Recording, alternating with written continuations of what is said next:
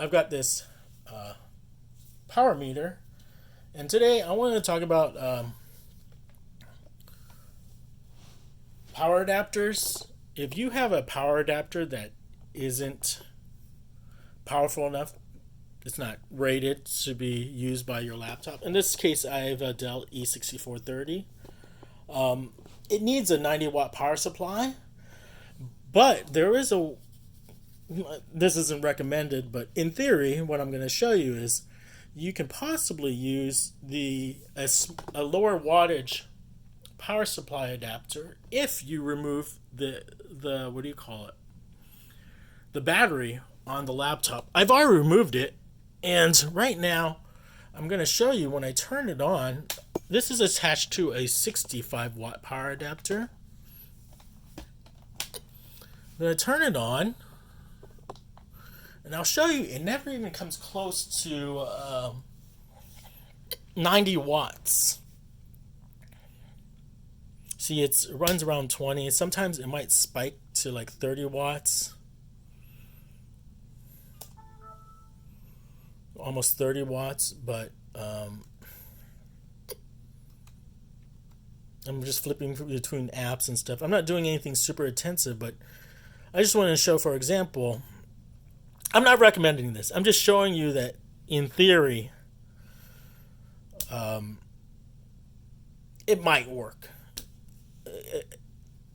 It's good if you have a power meter like me and I can measure the load, but if you don't, don't try this. I'm just showing it for educational purposes. It's not recommended. Again, not recommended.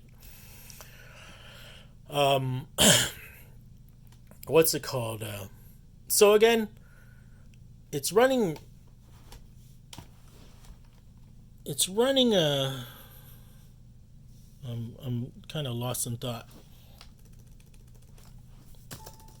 It's running around 20 watts. I'm going to go shut this off and instead put in the regular power adapter to show you it runs around the same load.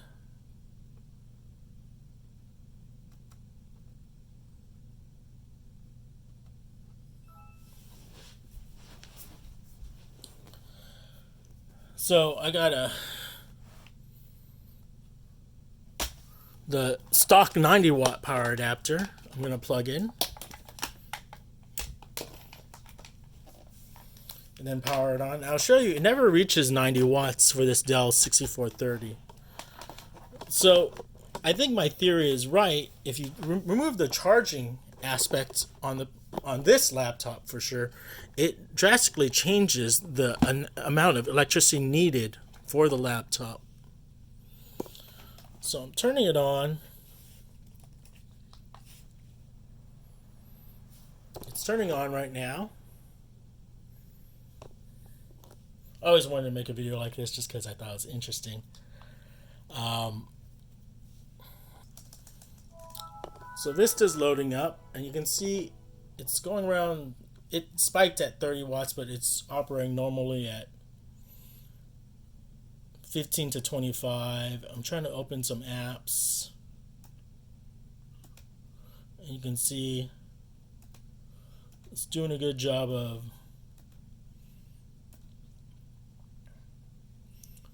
maintaining all the stuff. So again, it doesn't draw a lot of electricity in this case for the e6430 when it's just running on the laptop itself without charging the battery. Now, I'll mention one last thing. Again, I don't recommend this. If you have a laptop like a MacBook over here, where you can't take out the battery, here's what I'll mention. But I don't recommend this. I've done it myself because I think it's the safest option if you really need to use laptop. Okay. So I put the battery back on. This is assuming you have a normal setup where you can't take out the battery. Now, I think the safest thing you can do if you still want to try to use your laptop with a lower power adapter is don't use it, but instead plug it in, plugging it in, and let it charge fully.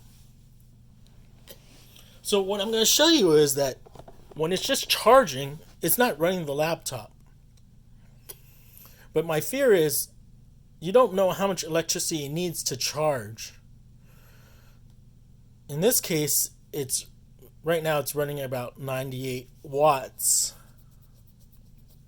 That's pretty high. It looks like the laptop's powered right now. Let me see if I can shut it off. Shut it off. And the light changed to charging. It's not running anymore. But you can see it's still drawing a lot of electricity. Instead of 98 watts, it's at 93 watts. So it's still taking on as much electricity as possible.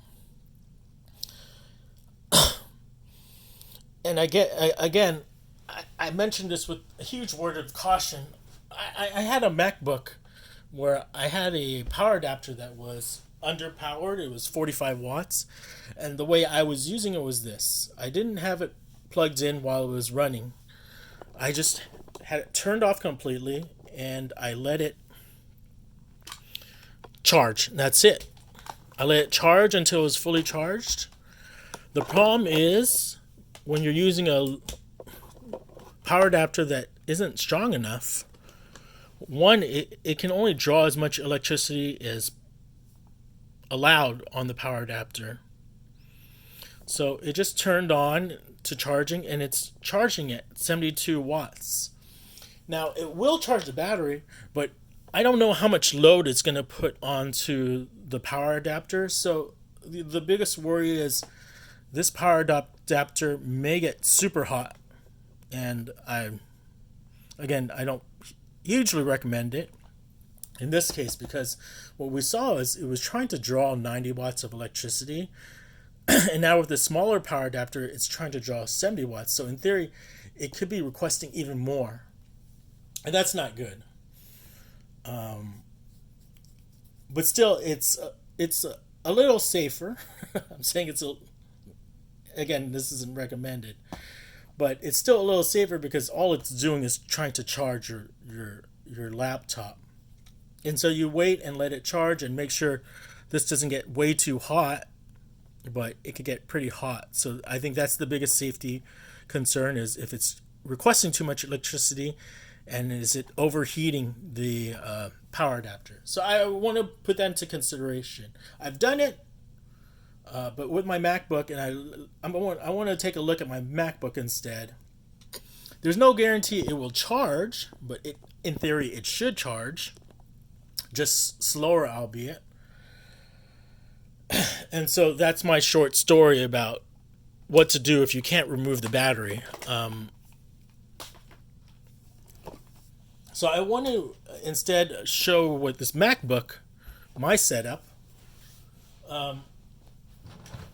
This requires 65 watt power adapter, but I only had a 45 watt power adapter at the time.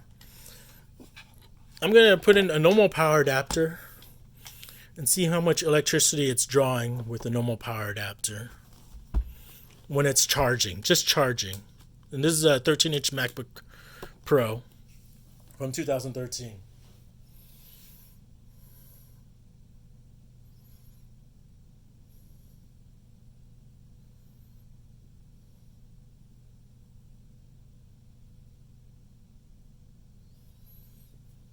And so you can see when it's charging, it's requiring about 55 watts.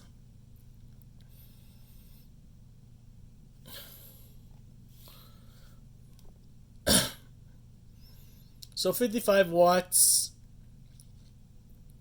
that's what it requires to charge normally when the MacBook is off. Now I'm going to take off this standard power adapter. Instead, use my 45 watt power adapter. I think it says 45 watts over here. And you'll see that I need 55 watts and it's a 45 watt power adapter, it probably can only go up to around 50 something. So it's not, it can't give the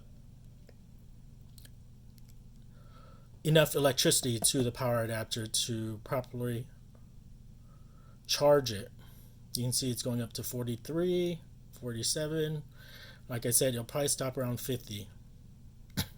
Because there's a short, there's a leeway of how much electricity it can draw. So again, back to this.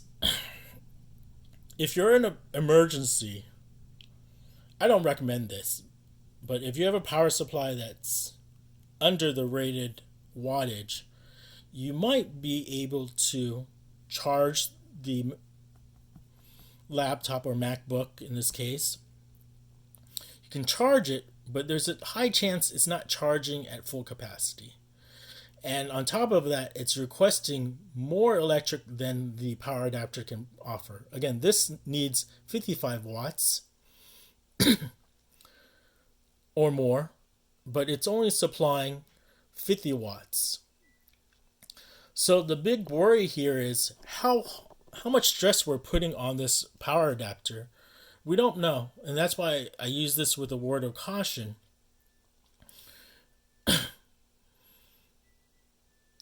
This can get pretty hot, and it's not recommended. Worst case scenario, it could get too hot, and we don't want to cause, a fire or something. So this is just for educational purposes. There should be some type of, electronic failsafe in this condition. I don't know.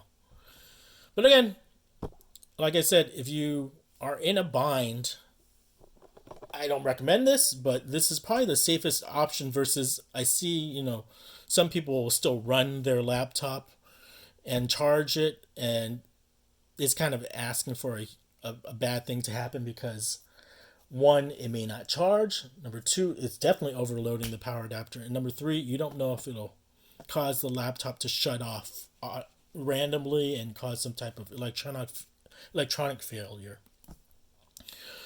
So anyways, that's my short video about what to do if you have a power supply that is below the rated wattage. You shouldn't use it, definitely, but this is what I might consider the least. This is probably I don't know how to put it, but you might consider it the safest alternative, but not recommended, is just to charge the laptop. Again, it's not even recommended. And just wait till it fully charges, and then you can unplug it and use it off of the battery. That's it.